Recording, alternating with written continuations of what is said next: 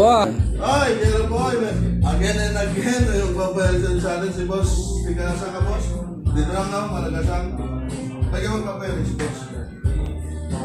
Yun, sa trabaho. Yan, yung tattoo erasure natin, one session lang.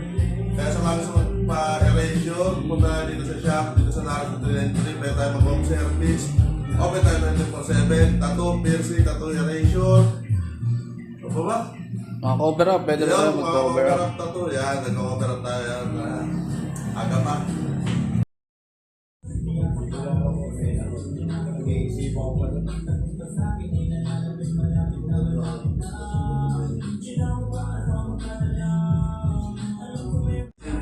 Expensive, bumula expensive.